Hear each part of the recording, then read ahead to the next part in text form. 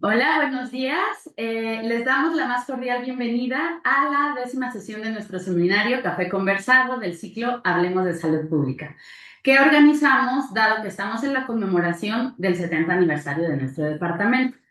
Hoy conversaremos sobre un tema muy relevante y que hoy en día sigue siendo un tema de preocupación para la salud pública, pero también para las políticas públicas: el embarazo adolescente.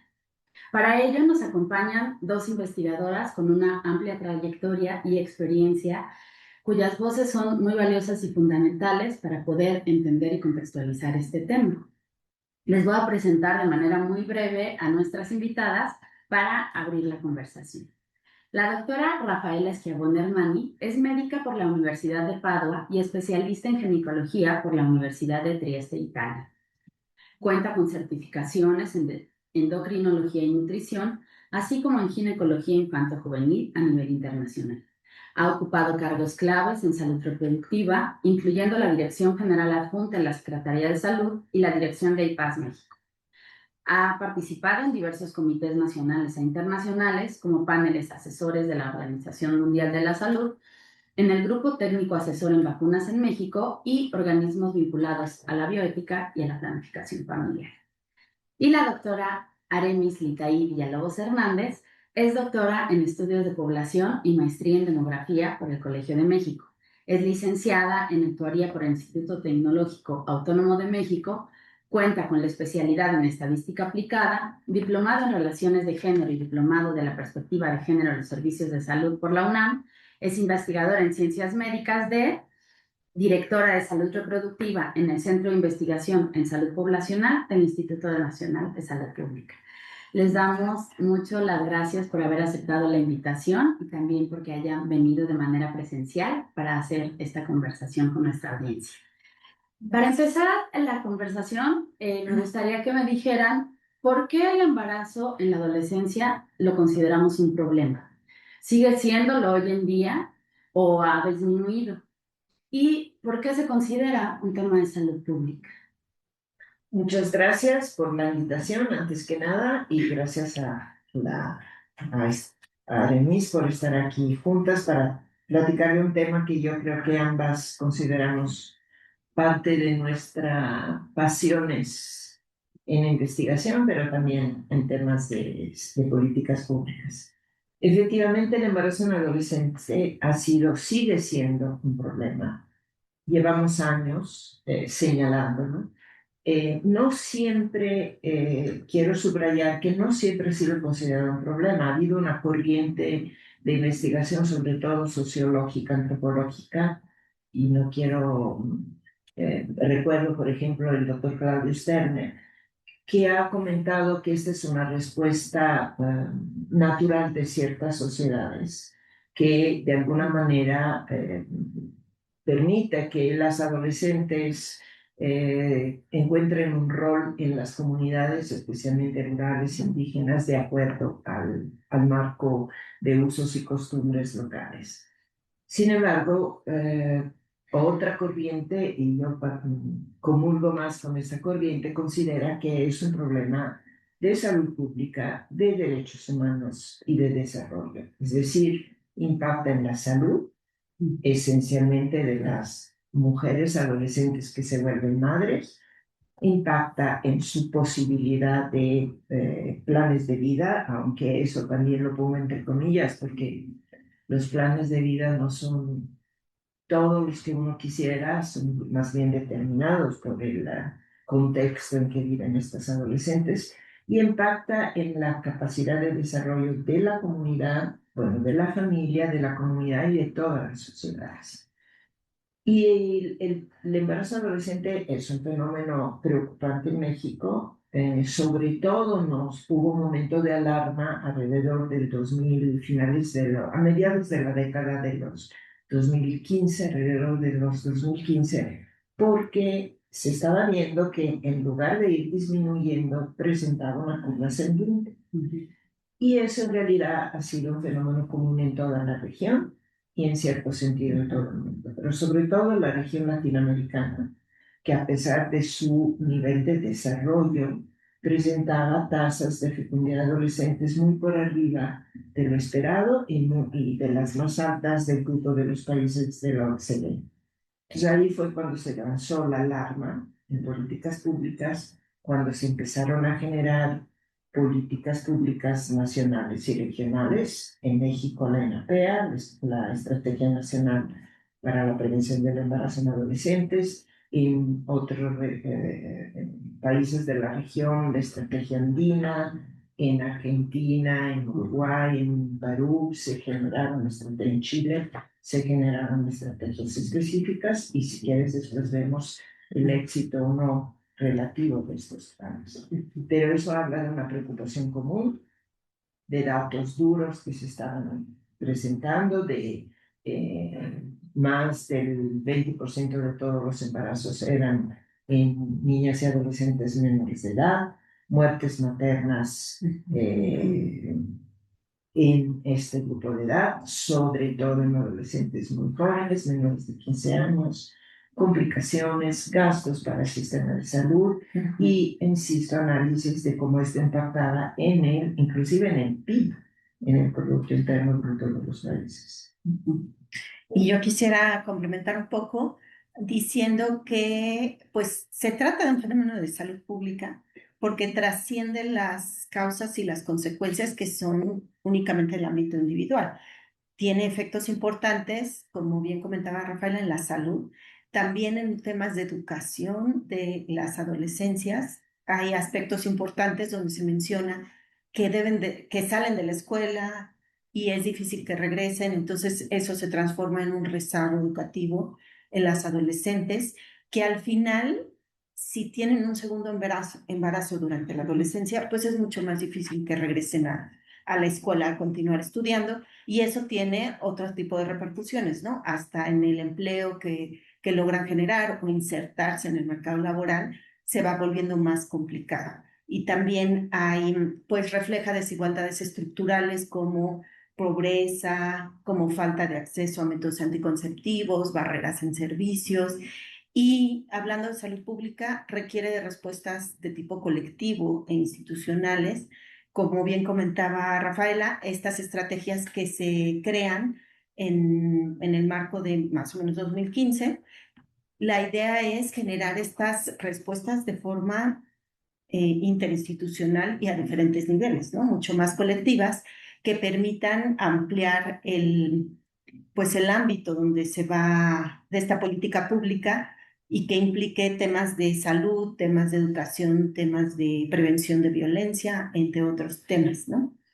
Y hablando un poquito de cifras, no sé si tienes por ahí pensado, Rafaela, pero se habla, por ejemplo, de una reducción de aproximadamente el 30% entre el 2015 y el 2020, que pasó la tasa de fecundidad en la adolescencia de 72 nacimientos por cada 1.000 adolescentes a 50, pero pues no sé si estés de acuerdo conmigo que la disminución ha sido desigual. Hay estados donde todavía se presentan tasas muy altas, como son Guerrero, Chiapas, y tasas bajas, como la de Ciudad de México o la de Baja California. Además, existe otra preocupación que son las menores de 15 años, donde también existe una tasa de fecundidad forzada en estas adolescentes de 12 a 14 años. Ha habido disminuciones, sin embargo, es todavía inaceptable que exista fecundidad en menores de 15 años. Pues muchas gracias primero por contextualizarnos. ¿Querías decir algo? Creo que el énfasis sobre todo en las adolescentes menores de 15 años a nivel internacional se denominan Very Young Adolescent, como sigla que es un enfoque reciente que permite visibilizar la vulnerabilidad específica de este grupo de... Cuando las analizamos todas juntas se pierden sus características de vulnerabilidad específica, de condiciones que llevan al embarazo generalmente debidas a violencia sexual y por definición debería ser digamos, conceptualizado como una violencia, porque la capacidad de consentimiento a esa edad, sobre todo con personas mayores de edad, lo veremos en algunos datos más adelante, si el conversatorio nos lo permite, las pone en una condición específica de vulnerabilidad biológica, de vulnerabilidad social, de vulnerabilidad de los derechos, etc. Y en este grupo de edad es donde menos hemos tenido progresos, donde menos reducción se ha observado. Y México también, la reducción que tú mencionaste, sí la hemos visto, digamos, entre 2015 y 2023, los últimos datos del ENAVIP que nos permiten observar estas reducciones, han sido menores de lo que se ha logrado en otros países. En Argentina ha habido una reducción del 50%, las metas de la ENAPEA nos establecen una reducción del 50% de la fecundidad adolescente de 15 a 19 y una erradicación de los nacimientos en niñas de 10, bueno, de menores de 15. Y estamos lejos de lograrlo. Todavía hay alrededor de 20 nacimientos al año, 21 nacimientos al año en niñas menores de 15 en México. Y eso es inaceptable. Estoy totalmente de acuerdo. Es inaceptable que un poco hablando desde el enfoque de los determinantes sociales y ahorita que escuchaba lo que están nombrando, por ejemplo, de la violencia sexual, ¿no? La falta de consenso, también en todas las redes feministas salieron eh, estos datos que sacaron de niñas de 9, 10, 11 años, y la edad de la pareja, que fue un escándalo nacional, bueno, al menos en las que tenemos perspectiva de género y los espacios feministas, estuvo rondando en las redes sociales. Y efectivamente coincido, es inaceptable. Y ahorita que decía la doctora Rafaela, la categoría de Very Young Adolescents, donde es la menor tasa de reducción, a pesar de que, como decía la doctora Aramis, sí ha habido una reducción. ¿Qué otros factores asociados a los embarazos tempranos y no intencionados tenemos en relación con el impacto económico del embarazo temprano y no intencionado? También, ¿qué se ha estudiado con respecto a esto? Sí, ahí yo quisiera decir que hay estudios donde se habla de estos marcos ecológicos, ¿no? Abordar los temas de una manera mucho más integral, no únicamente de la persona, sino todo el contexto que está rodeando, desde las políticas públicas, el ámbito de la comunidad, qué papel y qué opciones tienen las adolescentes dentro de su comunidad. Están temas ahí relacionados con la crianza de las niñas para que busquen la maternidad como única opción de vida, o valores relacionados con las desigualdades de género que están interiorizadas en la propia comunidad y en las personas.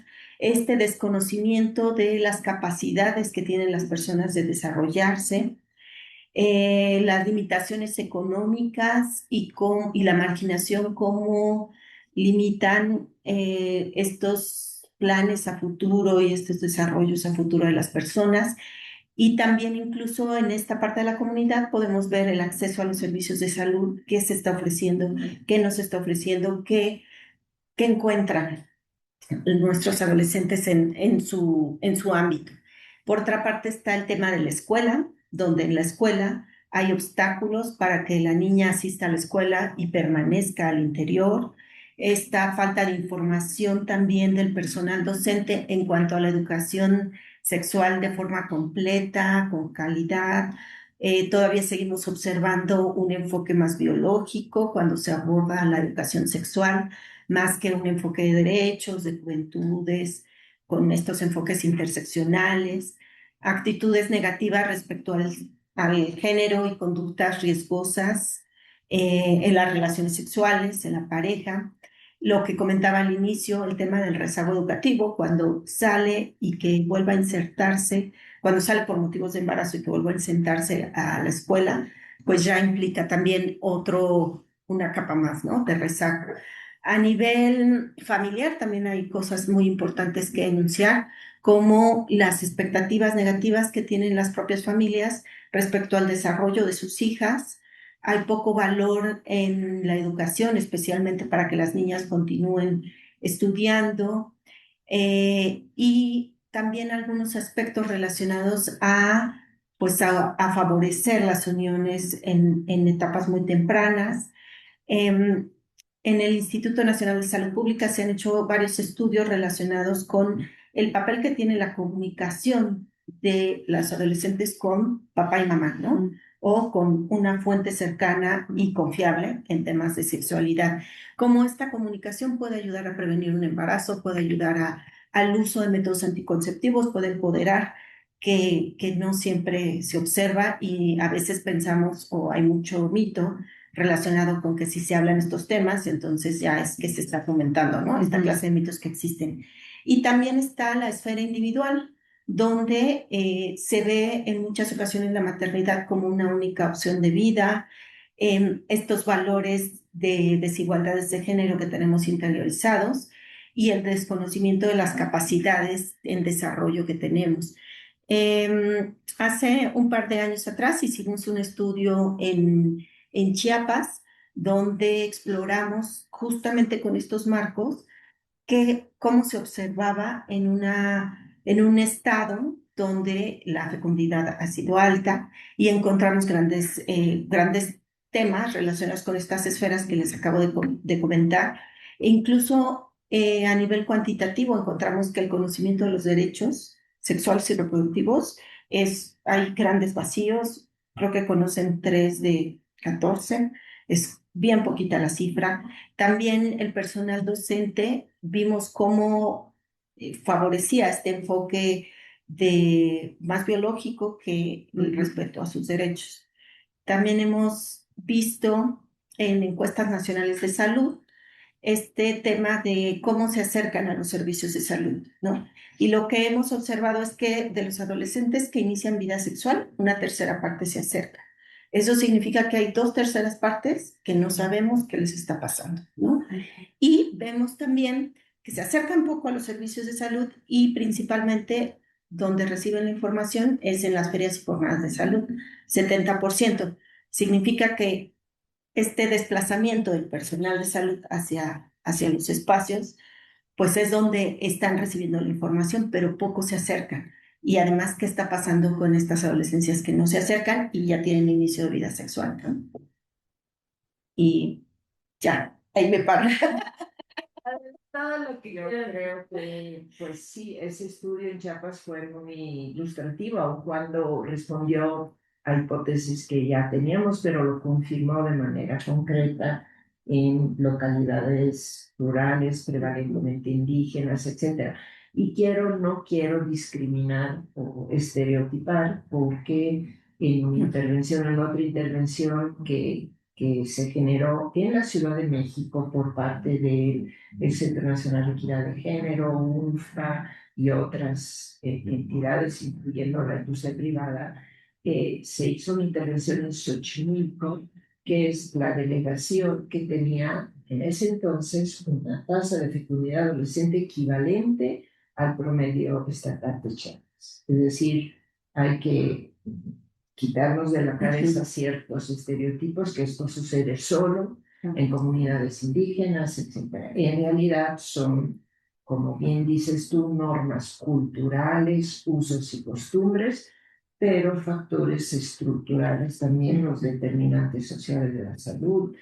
Yo creo que ahorita se habla mucho de interseccionalidad en un lenguaje más feminista, de derechos, pero sustancialmente es lo mismo, las condiciones en las cuales las personas están sumergidas.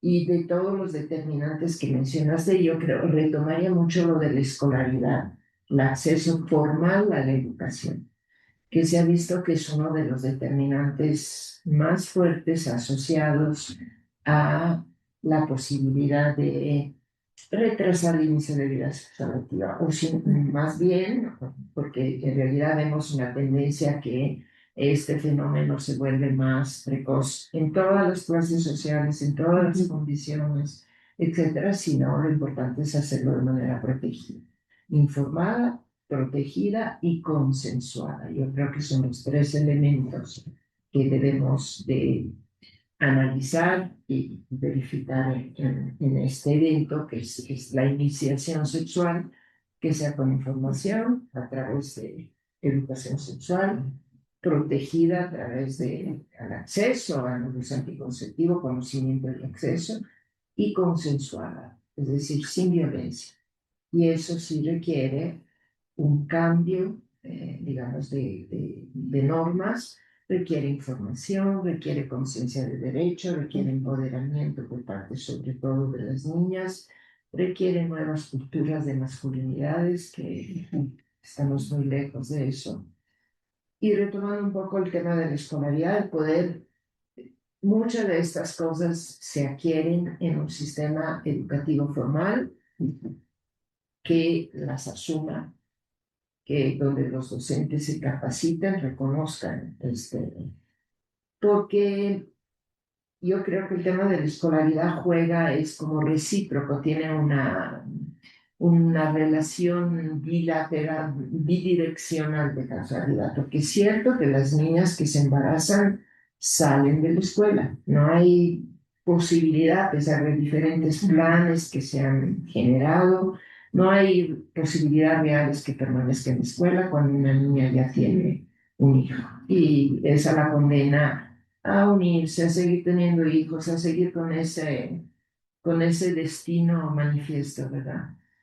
Pero también es cierto que las niñas que dejan la escuela son las que se van a embarazar. Es decir, hay una relación, por eso es muy importante mantenerlas en la escuela, en una escuela que les dé además instrumentos reales, redes sociales de empoderamiento, información concreta para ejercer sus derechos y planes de vida futuro. Por eso creo que son importantes los programas que no van directamente dirigidos a prevenir el embarazo, sino mantener las niñas en la escuela, las dejas escolares. Y quería nada más comentar el tema de la atención tardía en salud, porque una vez que ocurre un embarazo, en lo que lo procesan, se enteran, lo procesan y demás, de ahí a que tienen contacto con personal de salud, todavía hay una brecha. Entonces, en estudios que hemos hecho, el 65% de las adolescentes acuden en el primer trimestre del embarazo, contra un 84% en adultas. Entonces, sí hay una brecha muy importante que eso repercute en el monitoreo, en el desarrollo, en la prevención y en otro tipo de temas, también relacionados con la propia salud de ella. Y en las complicaciones en salud, concretamente, que en parte son debidas a una atención tardía, en parte son intrínsecas a una edad muy temprana, sobre todo en adolescentes menores de 15. También ahí ha habido debates, en algún momento pues la hipótesis académica era que en realidad no había complicaciones derivadas de la edad, pero sí se han visto datos concretos recientes demuestran sobre todo que cuanto más temprana es la edad de la madre, tanto más frecuentes son las complicaciones para ella y para el producto. Para ella, eclampsia, sepsis, anemia pre, es decir, empiezan el embarazo ya con déficit de hierro, déficit nutricionales y se agravan durante el embarazo. Y para el producto, partos pretérminos, premadurez, bajo peso al nacer, también infecciones en el producto que condiciona. Yo siempre digo, imagínense una niña de 14 años con un bebé de 28 semanas, de 1,5 kilos. Imagínense lo que eso implica para ella, para el futuro de este bebé, etc. Y venimos arrastrando pues alrededor de 100,000 nacimientos en adolescentes en los últimos años, ahorita se han reducido a menos de 900,000, más de alrededor de 1,000 nacimientos en niñas, y esto acumulado a lo largo de los últimos años. ¿Qué aportaciones hacemos a nuestra población? Son digamos, retos que uno anda acumulando y con un rezago permanente, con una transmisión transgeneracional muchas veces. Las madres adolescentes son hijas de mamás adolescentes y que con círculos viciosos de pobreza, de marginación, que son difíciles de romper. Sí, coincido con usted. Es un panorama muy complejo porque son problemáticas que tienen soluciones estructurales, como bien nombraban, combatir como entre la violencia, entre las condiciones de falta de educación en las escuelas, pero también en las familias y a nivel comunitario, como nombraban al principio. Y ahorita que decían que uno de los elementos clave es el nivel educativo y cómo está relacionado, ¿cómo en qué nivel educativo se pueden ver estas diferencias? Es una pregunta interesante, porque hace unos años, una década, yo creo que ya al completar la primaria completa ya representaba un factor protector, ya ahí se veían algunos cortes diferenciales. Ahorita ya ni siquiera la secundaria completa. Sí vemos que hay diferencias cuando sobre todo las niñas, los adolescentes pueden acceder a educación superior. No sé si tú tengas Sí, datos. ahorita recordaba el estudio de UNFPA del 2020 de costos socioeconómicos y por ahí mencionan que las mujeres que logran un posgrado y que no experimentaron embarazo en la adolescencia ganan más de 6 veces más que una mujer que no logró finalizar la educación y que tuvo embarazo en la adolescencia. Me parece que ese es un indicador claro de no solo de la educación, sino del desarrollo en el mercado laboral. Y ahorita retomando el estudio de UNFPA, en relación con el impacto económico del embarazo temprano y no intencionado, ¿qué evidencia se ha generado en México y en la región de América Latina y el Caribe? ¿Y cómo contribuyen estos hallazgos a comprender las implicaciones del fenómeno en términos de desarrollo social y de desigualdad? Pues nada más para nuestra audiencia, este estudio, es un estudio que se realizó con una metodología llamada Milena, por si lo quieren buscar, y es un estudio que UNFPA, el Fondo de Población de Naciones Unidas, ha llevado a cabo en varios países de la región, y creo que ahorita son hasta 15 países de la región latinoamericana en total, y en México, incluyendo en México, y que analiza toda una serie de variables individuales, educativas, de sistemas de salud, de acceso a trabajo remunerado, de contribuciones fiscales que este trabajo, que calcula al final el impacto individual, familiar, comunitario y del país que representa un embarazo temprano, el costo total que representa el embarazo temprano. Y hago referencia a algunos apuntes concretos. Se estima que el costo anual del embarazo adolescentes para toda América Latina y Caribe son alrededor de 15, poco más de 15 millones de dólares, que el prevenir, como tú decías, un embarazo temprano permite, digamos, se asocia con un factor de 3 veces, una probabilidad de 3 veces mayor de terminar los estudios superiores de la universidad en las madres si las madres tienen un embarazo después de los 20, y que hay un retorno alrededor de entre 15 y 40 dólares por cada dólar invertido en prevención, dependiendo de los países. Este informe global se llama El precio de la desigualdad. Digamos, el informe global lo publicó UNFPA en 2025 y, insisto, analiza educación, participación laboral, ingresos, gastos en salud y pérdidas fiscales. Quiero decir que de todo este costo, el 88% de este peso recae en las mujeres mismas.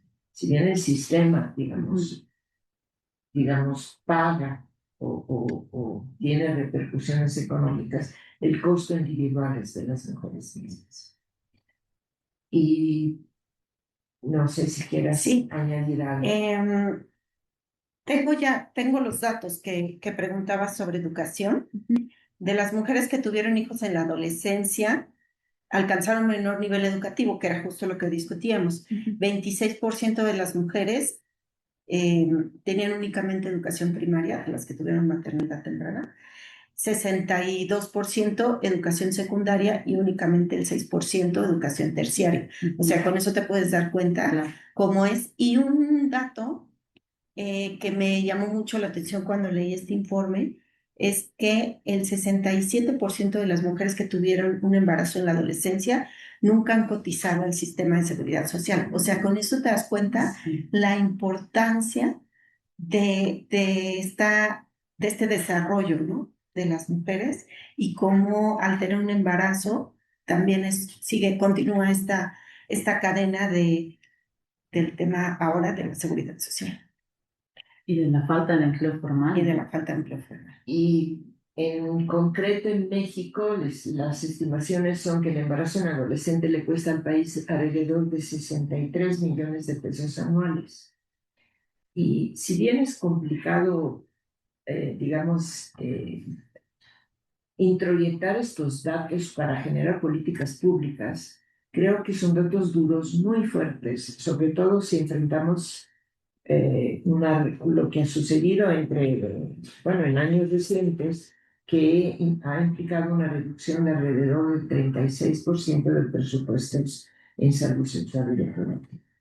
Yo sé que es difícil decir invierta ahorita para ahorrar después, pero sí deberíamos tener muy claro, hay otras investigaciones también del Instituto Guttmacher que se llaman, el título es Adding It Up, que hacen este mismo tipo de análisis, cuánto me cuesta, digamos, en este caso el embarazo adolescente o la falta de acceso a anticonceptivos y cuánto me redituaría invertir. Y siempre es una ganancia final para el Estado, para las personas, dependiendo de qué enfoque le demos de derechos humanos, de salud individual o inclusive de políticas públicas, etc. Pero siempre hay una ganancia en invertir, en apostarle a estas intervenciones tempranas de prevención. Claro, siempre es mejor apostar a la prevención que a la curación, pero a la prevención. Y me permito, hablando de prevención, me permito también incluir un concepto de prevención que a veces nombramos poco por razones otra vez estereotipos, de ideología, etcétera, que es el tema del amor. Porque sí es cierto que en la conceptualización de la prevención del embarazo adolescentes hacemos mucho énfasis en lo que es prevención primaria, que es la educación sexual integral, prevención secundaria, que es acceso a servicios y anticonceptivos, pero hablamos poco de lo que es la prevención terciaria, que en salud pública es cuando ya tengo la patología, ¿qué hago? Y en este caso es acceder a la interrupción segura, legal del embarazo, no deseado o forzado, sobre todo en estas niñas menores de 15 años. Y yo siempre digo para los que tienen resistencia a este enfoque, yo siempre digo, piensen en otro problema en salud pública, el cáncer cervicuterino. La prevención primaria, pues vacuna, la prevención secundaria, la detección temprana, pero la prevención terciaria también tiene que estar incluida en las políticas públicas. Si la mujer ya tiene un cáncer, no puedo decir, pues ya voy mejor que tú. Es mi responsabilidad dentro del sistema de salud intervenir. Y lo mismo, insisto, es en el tema del embarazo adolescente.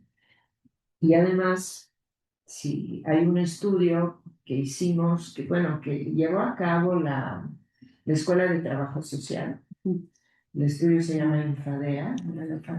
Es una encuesta muy interesante porque se enfoca solo a mujeres jóvenes de 20 a 24 años.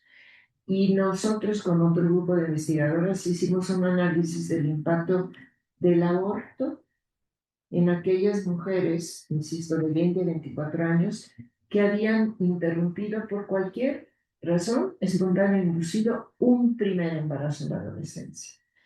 Esas adolescentes cuyo primer embarazo, no los subsecuentes, pero el primero se había interrumpido espontáneamente o inducido, a los 20 y 24 años tenían menos hijos, seguían más en el sistema educativo, tenían menos relaciones de unión.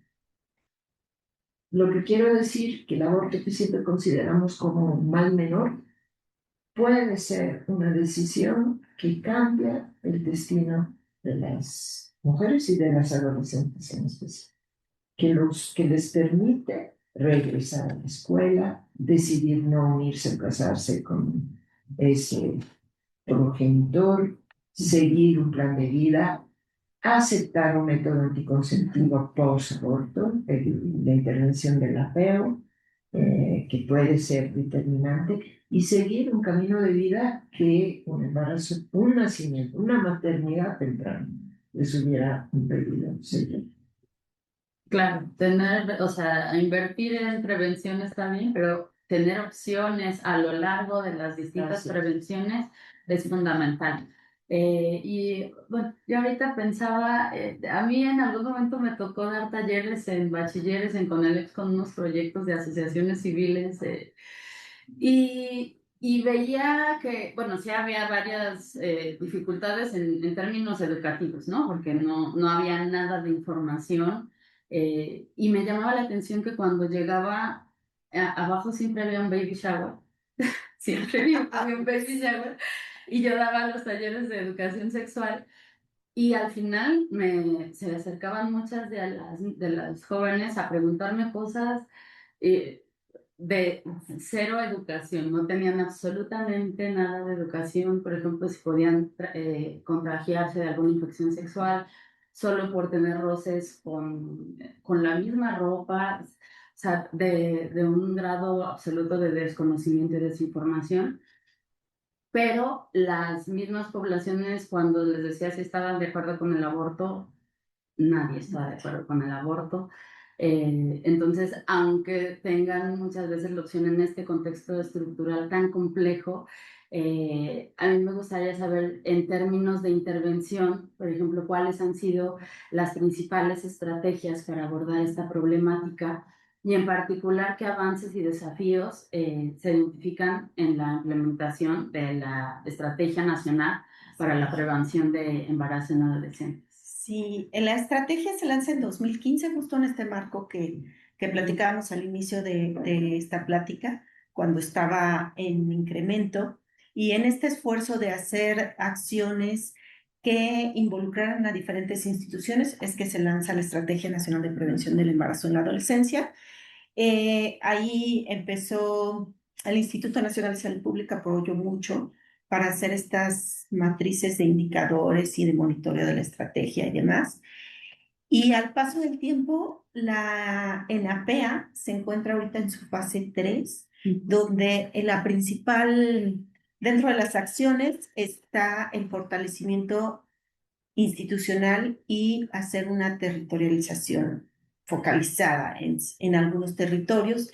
También está el tema de fortalecer la educación integral en sexualidad, los servicios de salud sexual y reproductiva y estos mecanismos de atención y protección para las violencias hacia las niñas y a las adolescencias, y la sensibilización un poco hacia buscar tener contacto más con la comunidad y también buscar cambios culturales, ¿no? Que me parece que eso es muy importante. Y reforzar la educación sexual integral es uno de los ejes que se ha tratado, particularmente para la población menor de 15 años. Y así es como ha ido operando la ENAPEA. Cuenta con una página de internet donde se pueden consultar el monitoreo de todos los indicadores y de las diferentes instituciones qué trabaja cada institución y qué reporta la ENAPEA y cómo va, ¿no? Esa es un poco cómo está organizada.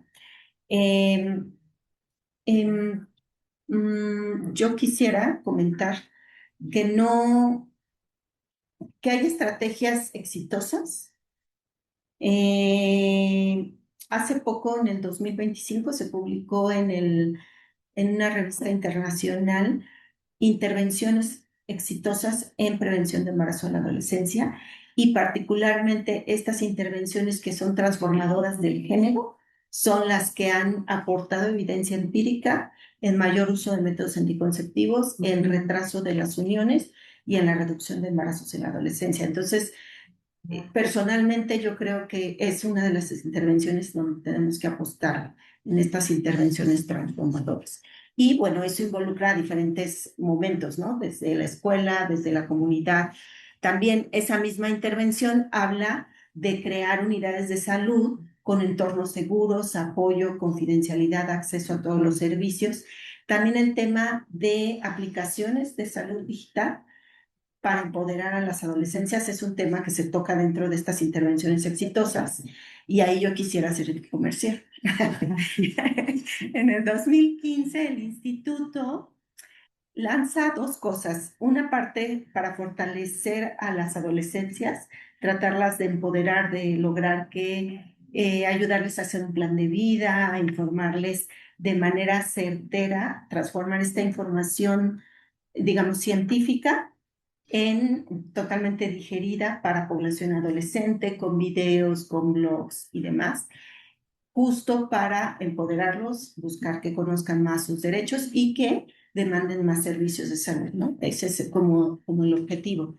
Al paso del tiempo, esta página fue viendo más necesidades, dentro de las que se encuentra el tema del chat. Hacer un chat donde te estén respondiendo de forma inmediata ha sido como una de las peticiones. Entonces se modificó la página y se hizo el chat como le hago, que la página web está almacenada en el instituto, pero la operación del chat la hacen las compañeras del Centro Nacional de Equidad de Género. Y la verdad es que está súper bien porque pues, es personal especializado con tiempo completo para poder hacer esta atención. Y ha sido muy buena alianza entre las instituciones, cómo lograr pues estas acciones que sí van dirigidas, ¿no? Y pues básicamente, si quieres, después te paso la referencia de este artículo de las intervenciones transformadoras en género.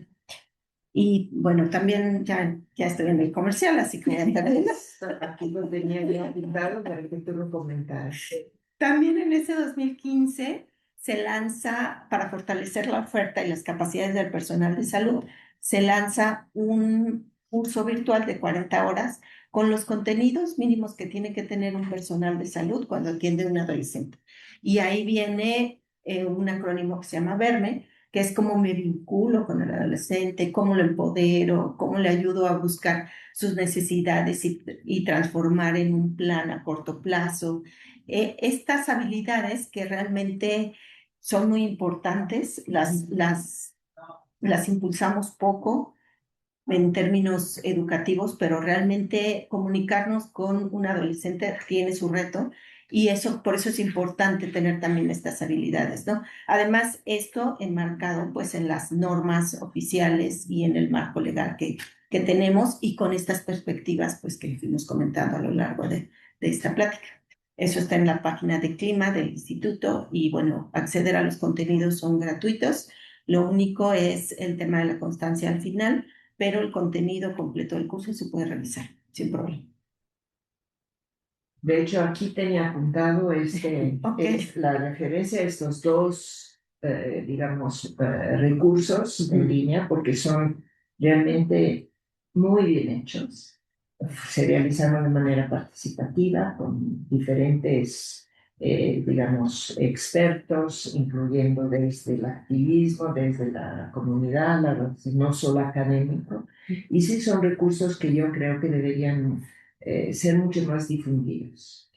Cuando veo el nivel y los que han accedido me da un cierto grado de frustración porque digo, ahí están y deberían ser utilizados más. Y un poco esta reflexión la aplico a las intervenciones que están muy bien diseñadas en la INAPEA. Ahorita, como bien decía Denise, se está enfocando más a la territorialización, es decir, arraigar estas políticas específicamente en los municipios con más alta tasa de fecundidad adolescente. Y yo digo, ojo, eso es necesario, pero no perdamos el contexto general, porque hay intervenciones estructurales que debemos de realizar y llevar a cabo como país. El aumento del acceso a la educación formal, la reducción de la marginación, de la pobreza, el acceso a los servicios de salud, etcétera, tiene que ser una estrategia universal. Y, por supuesto, enfocar esfuerzos específicos donde vemos que hay focos rojos. En general, a mí me gustaría hacer, me imagino que estamos ya casi terminando, me gustaría hacer como una reflexión general. A veces siento que cuando somos personal de salud, profesionales de salud de todo tipo, médicos, enfermeras, trabajo social, todos los niveles, ante un problema muy complejo nos sentimos frustrados. ¿Y a mí yo qué puedo hacer? ¿Qué puedo hacer ante la pobreza? ¿Qué puedo hacer ante usos y costumbres en una comunidad indígena, etcétera? Y yo siempre he dicho, cada quien tiene una responsabilidad muy concreta y muy específica en su campo. No cada quien puede resolver el todo, pero sí cada quien en su tema tiene la responsabilidad. Por ejemplo, el personal de salud, de capacitarse, de sensibilizarse, de darse cuenta que no estamos preparados para enfrentar un tema de este tipo tan complejo, con aristas tan complejas, ni desde el punto de vista, el enfoque de sensibilización, de derecho, inclusive de visión feminista. Este tema es un tema que golpea a las niñas, a las adolescentes y a las mujeres mucho más que a los hombres. Entonces, un tema de una visión de derechos humanos y de capacitación de la normatividad de manera muy concreta. Todo adolescentes tiene derecho de ser atendida de manera privada, confidencial, sin la presencia de su padre o madre. Cualquier médico o enfermera que le diga, eres muy chiquita, ven, regresa con tu mamá, está obstaculizando la adelanto en estas estrategias y está desconociendo un marco legal y normativo que México tiene de manera ideal, diría, ejemplar. Ha sido premiado 2 veces por un organismo internacional a nivel latinoamericano. Tiene en primer lugar por su normatividad, por su marco constitucional, legal y normativo en este tema. Entonces, el desconocerlo y el no aplicarlo en la práctica es pecado mortal. Y 2, creo que también es un llamado a la capacitación clínica, a las competencias clínicas. Creo que también en eso, pues es un llamado específicamente a este público, a esta audiencia. Yo recuerdo muy recientemente un evento en que ustedes me invitaron en Morelos con personal de salud de primer nivel de atención en Morelos.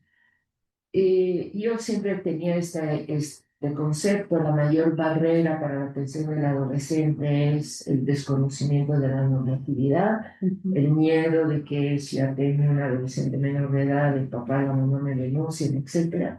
Y sí, es una barrera real, pero también hay una barrera de competencia, porque se me ocurrió preguntarles, ¿te acuerdas? Sí. ¿Cuántos de ustedes han insertado un dispositivo en un adolescente nulípara? Nadie levantó la mano y había un centenar de ellos. Sí. ¿Cuántos de ustedes han insertado un implante en un adolescente nulípara? Unas manitas más. Pero yo creo que todo personal que sale de la Facultad de Medicina y de Enfermería debería tener estas competencias clínicas con los ojos cerrados. La UNAM tiene laboratorios de simulación, tiene una infraestructura de capacitación que debería permitir a todos, no solo antes de recibirse de la, sino antes de ir al servicio social, deberían saber estas, eh, dominar estas competencias clínicas mínimas para intervenir en la parte del problema que nos compete como prestador de servicio. Sí, justo la última pregunta para cerrar era esta, ¿no? O sea, ¿qué tan preparada está el personal sanitario en los servicios, ¿no? Digo, sabemos que están los servicios amigables para adolescentes, que fueron un acierto, pero ¿qué tanto está funcionando en la realidad cuando tú preguntas algo y nadie tiene el conocimiento necesario y hay poca formación en perspectiva de género?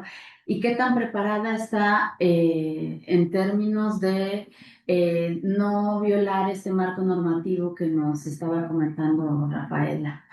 Eh, Pues creo que esto, todo lo que platicamos es señal de que nos falta fortalecer, ¿no?, el marco de derechos y de cómo abordamos desde una manera mucho más humana a la población, particularmente las adolescencias, ¿no? Porque si no están encontrando los espacios, si no se sienten parte de, no encuentran ese camino, pues es muy fácil que ya no se vuelvan a acercar a los servicios de salud, y eso es justo lo que no queremos, ¿no? Un tema que ahorita que comentabas los servicios de salud para adolescentes, un tema que se ha documentado ya en la literatura es el tema de los horarios. Ahí tenemos una gran barrera que, que no es fácil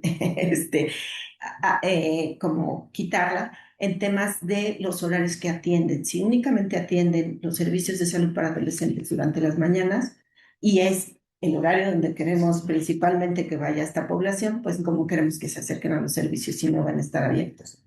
Eso es importante. E incluso esta capacitación desde el policía que recibe a las personas es fundamental. Puede ser una barrera o puede ser un facilitador, ¿verdad?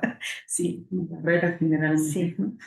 Sí, y este tema de, bueno, yo creo que retomando un poco lo que tú comentabas al principio, solamente una tercera parte de las adolescentes se acercan a los servicios. Y si además la recibimos con estas barreras geográficas, de horario, de actitudes, de rechazo, de juicio, de crítica, de eres demasiado chiquita, te embarazó, cómo te embarazaste, con todos los métodos que hay. Yo siempre oigo esta frase de que cómo es posible que se haya embarazado con toda la información que hay disponible para ellas, y no reflexionamos sobre las barreras sociales, las normas como tú decías, eh, ponen la maternidad, el baby shower como el máximo de los valores del festejo, ¿verdad? Y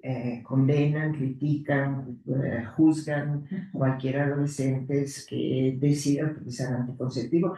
En mi época, todavía me acuerdo, era hace unos años, trabajaba en la clínica en el Instituto Nacional de Pediatría, cuando un adolescente me decía, doctora, usted me recetó las pastillas, usted me puso un dispositivo, sabe que yo en mi comunidad de amigas soy la peor juzgada. Soy la que recibo más críticas porque conscientemente decido prevenir un embarazo. Y mis amigas mejor dicen pues que no se están protegiendo, le están como que, como que hacer, es una cuestión, creo yo, muy proto-religiosa, proto-católica. Si yo soy más pecadora si tengo una conducta que previene el embarazo que dejar abierto a que suceda. Es decir, tenemos ahí sí que trabajar mucho en la parte de derechos, de normas y costumbres, de promoción proactiva de estos temas, de hablarlo más en los medios de comunicación, de hablarlo bien en las redes sociales, de hacer campañas mucho más proactivas sobre el conocimiento de los derechos, de los servicios, de las opciones existentes de interrumpir un embarazo. Nunca he oído una campaña en radio que diga, pues si estás embarazada y no quieres, tienes el derecho de acceder a estos servicios. Es como la última barrera, damos por implícita en la misma, en atea, y Jeremy sabe buscar la palabrita adolescente entre 30 páginas de estrategias de informe, no adolescente, aborto. Entre 30 páginas de reporte de informe se encuentra 2 veces cuando debe de ser una opción legítima, socialmente aceptada, decriminalizada legalmente y socialmente, para que las chicas, las niñas, las adolescentes puedan saber y puedan tomar decisiones informadas y conscientes. Y nosotros tenemos la obligación de informarlas, independientemente de nuestras creencias, independientemente de que seamos objetores o no, tenemos la obligación de informar y referir siempre. Estoy de acuerdo. No, nada más, nada que agregar a esas palabras. Sí. Bueno, pues refuerzo el comercial. Si hay estos recursos, si me pueden pasar la liga, lo pongo al final de cuando suba el video. Hay que meterse. Desde el personal de salud es importante capacitarse porque son los que están frente a los servicios y a veces yo creo que a veces todo el mundo se lava las manos en educación sexual infantil porque le toca a la familia, le toca al sector salud, le toca a la escuela. Y finalmente como que no le toca a nadie y nadie lo hace de forma adecuada y menos desde una perspectiva de derechos y de perspectiva de género que contemple como todas estas condiciones estructurales que están viviendo las adolescencias. Entonces, pues si quieren dar algún comentario final o lo cerramos. Pues muchas gracias por la invitación, encantada de haber estado aquí conversando con ustedes y pues sigamos trabajando y colaborando. Igual reitero el agradecimiento por este espacio, la disponibilidad de seguir platicando, de aportar insumos, resultados de investigaciones, insumos de capacitación, que hay muchos, insumos también en redes sociales para que el profesor los comparta con su alumnado y a su vez nosotros como prestadores de salud lo podamos compartir a nuestras usuarias. Claro, pues muchas gracias a ambas. Gracias. Muchas Ha gracias. sido un placer, gracias.